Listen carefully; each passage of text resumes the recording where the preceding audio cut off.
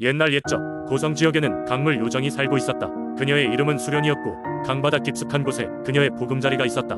수련은 평범한 물속 생물들과 구별되는 눈부신 금빛 머리카락과 빛나는 푸른 눈을 가진 아름다운 요정이었다. 그녀는 강물을 지키고 그 강을 마을 사람들의 생명줄로 유지하는 임무를 맡고 있었다. 고성 마을 사람들은 수련에게 항상 고마움을 표했다. 비록 그녀를 실제로 보는 사람은 드물었지만 그녀는 마을의 신성한 존재로 여겨져 매년 강가에서 축제를 열어 예의를 갖추곤 했다. 마을의 오랜 전통에 따라 사람들은 작은 보트를 띄워 그녀에게 선물을 바쳤다. 그 선물 중에는 반짝이는 금반지가 있었다. 이 반지는 마을의 소박한 대장장이가 손수 만든 것이었고 마을의 상징으로 여겨졌다. 어느 해 마을에 악명 높은 가뭄이 찾아왔다. 그 해는 봄비가 내리지 않아 강은 점점 말라갔고 농작물도 가뭄으로 인해 시들어갔다. 마을 사람들은 걱정에 빠졌고 해결책을 찾기 위해 모였다. 마을의 장로가 회의에서 말했다. 우리는 수련에게 도움을 요청해야 한다. 그녀는 반드시 우리를 도와줄 것입니다. 이 의견에 모두가 동의하였고 사람들은 곧장 축제를 열기로 하였다. 그러나 이번엔 문제가 생겼다. 마을 사람들이 강가에 도착해보니 수련에게 바쳐야 할 그 금반지가 사라진 것이었다. 한 아이가 두려움에 가까운 목소리로 말했다. 어젯밤 강둑에 혼자 앉아 있었을 때 반지를 훔쳐가는 그림자를 본 것 같아요. 마을 사람들은 놀랐고 누가 이렇게 중요한 물건을 훔쳐갔는지 찾아내야 했다. 마을의 청년인 민호가 조사에 나섰다. 그는 결연한 마음으로 사건을 풀기 위해 강 주변을 돌아다녔다. 강가에 있는 오래된 버드나무 밑에서 그는 마침내 작고 헐거운 땅을 발견했다. 그곳엔 무언가가 파인 자리였고 조심스럽게 발로 흙을 파헤치다 잃어버린 금반지가 반사되는 햇빛으로 비추며 모습을 드러냈다. 마을 사람들은 기쁨에 넘쳤고 차분하고 경건하게 축제를 재개했다. 금반지는 다시 작은 보트에 실려 강물 위로 떠내려갔고 수련은 반지를 받아 들며 강물에 생기를 불어넣었다. 간밤에 소나기는 마을을 적시고 그 해의 농사는 성공적으로 끝을 맺었다. 그 후로 마을 사람들은 더욱 조심스럽게 강물 요정 수련을 섬겼으며 해마다 금반지를 바치며 그녀에게 감사의 뜻을 전했다. 그날 이후로 수련의 전설은 더욱 깊이 각인되어 마을의 신화로 자리 잡았다. 사람들은 이를 통해 자연과 신비로운 존재들에 대한 경외심을 다시금 배우게 되었고 서로의 믿음을 더욱 돈독히 하였다. 두 번째 이야기. 옛날 옛적 한반도의 거친 산맥과 푸른 강이 이어지는 양산 지역에는 특별한 민속신앙이 자리하고 있었다.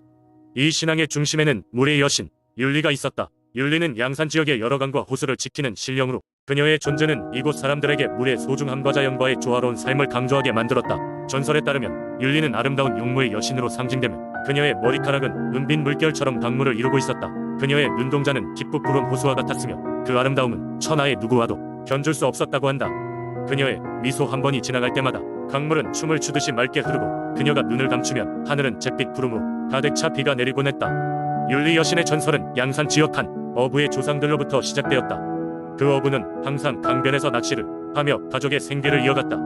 하루는 물고기를 전혀 잡지 못하고 허탈한 마음으로 강변을 걷던 중 강 한가운데서 아름다운 여인을 보았다. 그녀는 물 위에 떠올라 그를 향해 미소 지으며 손짓했다. 어부는 그 여인이 바로 율리 여신임을 깨달았다. 율리는 어부에게 지속적으로 물을 사랑하고 자연을 보호한다면 풍요로운 삶을 약속하겠다고 말했다. 어부는 그 자리에서 여신에게 경의를 표하고 항상 강의 청결함을 유지하며 물고기와 물속 생명들을 보호하겠노라고 맹세했다. 율리는 그의 결심에 기뻐하며 어부의 가족에게 비옥함과 번영을 선물로 주었다. 그 뒤로부터 어부와 그의 후손들은 대대로 풍족한 어획량과 안정된 삶을 누릴 수 있었다. 시간이 흐르며 율리 여신에 대한 이야기는 양산 지역 주민들 사이에서 구전되었으며 마을 사람들은 매년 강가에 모여 물의 축제를 열었다. 축제에서는 강의 신성함을 기리며 미리 정화된 물로 의식을 치르고 물을 소중히 여겨 풍성함을 기원하는 노래를 불렀다. 어린 아이들은 물의 생명력에 대해 배우고 어른들은 자연을 가꾸고 보호하는 방법을 전수받았다. 오늘날에도 이 전통은 어엿한 양산 지역의 문화를 형성하고 있다. 율리 여신의 전설은 단순한 이야기가 아닌 환경을 보호하는 마음가짐을 일깨우는 중요한 교훈으로 남아있다. 매년 여름 지역 주민들은 율리 여신을 기리기 위해 강변에 모여 물의 신성함과 자연과의 조화를 축하하는 축제를 이어가고 아이들에게 물의 소중함을 알리며 율리의 이야기를 전해주고 있다. 이렇듯 율리 여신의 신앙은 양산 사람들에게 단순한 전설을 넘어 일상의 가르침을 제공하며 자연을 존중하고 아끼는 삶의 방식을 지속적으로 상기시킨다. 세 번째 이야기. 옛날 김해의 작은 마을에는 농사꾼들이 모여 살고 있었습니다. 이곳은 기름진 땅과 적절한 기후 덕분에 농사가 어느 정도 번창할 수 있었지만 이상하게도 몇 년에 한 번씩 원인 모를 흉년이 찾아오는 곳이기도 했습니다. 마을 사람들은 흉년이 들 때마다 근심하며 그 원인을 알아내려 했지만 별다른 해답을 찾지 못하고는 했습니다. 그러던 어느 해 마을 어귀에 새로운 방랑자가 찾아왔습니다. 그는 지병을 치료하기 위해 이곳저곳을 떠돌며 다양한 신앙과 전통을 익힌 신비로운 사람이었습니다. 방랑자는 마을 사람들로부터 흉년의 이야기를 듣고는 잠시 고민하더니 이렇게 말했습니다. 이 마을에는 오래전부터 용신이 강림하여 농사의 풍년과 흉년을 좌우한다는 전설이 내려오고 있다고 들었습니다. 그러나 그의 노여움을 사면 흉년이 찾아온다고 하지요. 아마도 잊혀진 전통 때문에 용신이 화가 나신 모양입니다. 마을 사람들은 깜짝 놀라며 방랑자에게 그 전통이 무엇인지 물었습니다. 방랑자는 자신이 들은 이야기를 바탕으로 용신을 달래기 위한 옛 제사를 복원할 수 있다고 했습니다. 그는 먼저 제사에 필요한 물건을 준비했습니다. 신비로운 향, 정결한 물, 그리고 마을 사람들의 정성이 담긴 작은 농작물들이었습니다. 제사를 올리기로 한 날, 마을 사람들은 방랑자의 지시에 따라 강가에 모였습니다. 강가에 위치한 작은 제단에서 방랑자는 마을 사람들과 함께 용신에게 예를 올리기 시작했습니다. 모두가 숨죽이고 주의를 집중했습니다.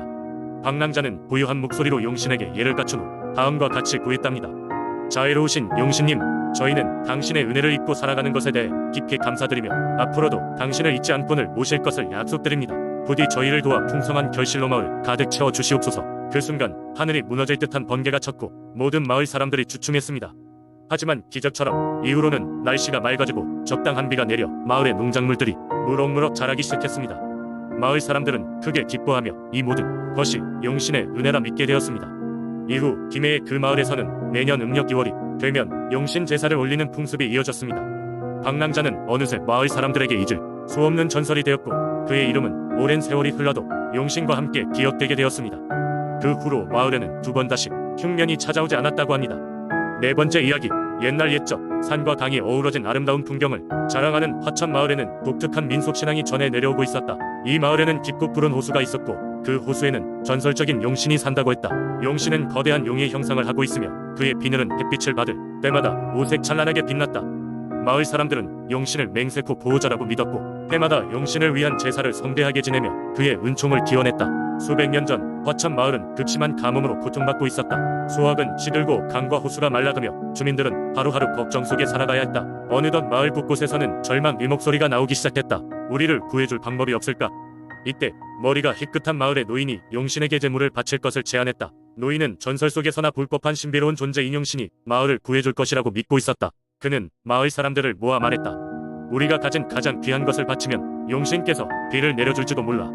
사람들은 처음에는 망설였지만 생존을 위한 절박함에 밀려 결국 제사를 준비하기로 결정했다. 가장 귀한 것을 바치기 위해 마을 사람들은 각자 집안의 보물들을 가져왔다.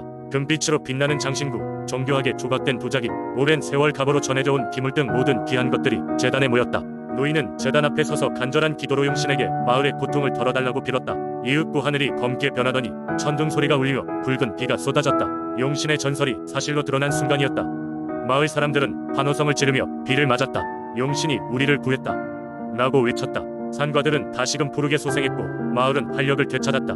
그 이후로 화천 마을 사람들은 호수와 용신을 더욱 신성하게 여겼다. 마을의 어린아이들은 성장하면서 용신 전설을 여러 차례 들으며 자랐다.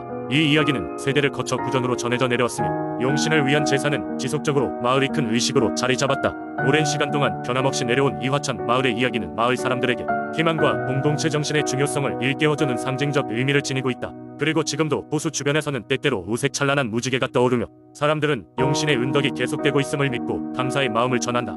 다섯 번째 이야기, 옛날 옛적 산과 강으로 둘러싸인 장흥이라는 작은 마을에 한번 들으면 잊을 수 없는 신비로운 이야기가 전해 내려옵니다. 그 이야기의 주인공은 바로 마을 근처에 자리 잡은 웅장한 바위산 용두암입니다. 용두암은 마치 하늘을 향해 치솟는 용이머리처럼 생겼다 하여 이름 붙여졌습니다. 이 바위산에는 마을 사람들 사이에서 전해오는 전설 하나가 있습니다. 그것은 용두암이 오랜 세월 마을을 보호해준다는 이야기입니다. 옛날 마을이 가난과 기근으로 고통받고 있을 때 이 바위산에 살고 있다는 전설적인 용이 매일 밤 하늘로 날아올라 비를 몰고 와 마을 사람들에게 풍요로운 수확을 가져다줬다고 합니다.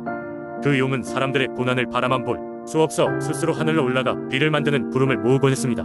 그 공덕 덕분에 장흥의 마을은 언제나 푸르고 농작물은 잘 자라났습니다. 그러나 이 평화는 오랫동안 지속되지 않았습니다. 어느 날 마을의 한 탐욕스러운 상인이 용을 포획하여 부를 축적하겠다는 욕망에 사로잡히게 되었습니다. 그는 마을 사람들을 설득하여 용을 잡으려 했지만 대부분의 사람들은 반대했습니다. 그러나 상인은 포기하지 않고 결국 몇몇 탐욕스러운 사람들을 모아 용두암으로 향했습니다. 그들이 용두암에 도착했을 때 하늘은 갑자기 어두워졌고 삽시간에 폭풍우가 휘몰아쳤습니다. 상인과 그 일행은 두려움에 사로잡혀 도망쳤지만 바람과 비는 그들을 용서하지 않았습니다. 결국 그들은 돌아오지 못했으며 그 이후로 사람들은 용두암에 힘을 두려워하고 경외하게 되었습니다. 그 후 마을 사람들은 용두암을 신성시하여 매년 그곳에서 용에게 감사의 제사를 지냈습니다. 사람들은 용이 주는 비와 축복을 받으며 평화롭게 살아갔습니다. 비록 그 용은 한 번도 누구에게 모습을 드러내지 않았지만 마을 사람들은 변함없이 용이 그들과 함께 있다고 믿었습니다. 오늘날까지도 장흥의 용두암은 마을 사람들에게 특별한 장소로 남아 있습니다. 사람들은 이 신비로운 전설을 자녀들에게 들려주며 마을의 전통과 믿음을 이어가고 있습니다. 그리고 바위산을 배경으로 쏟아지는 별빛 아래서 여전히 사람들이 용의 은혜를 기리며 조용히 기도를 올리곤 합니다. 아마도 이 용의 전설은 앞으로도 오래도록 장흥의 사람들 마음속에 살아있을 것입니다.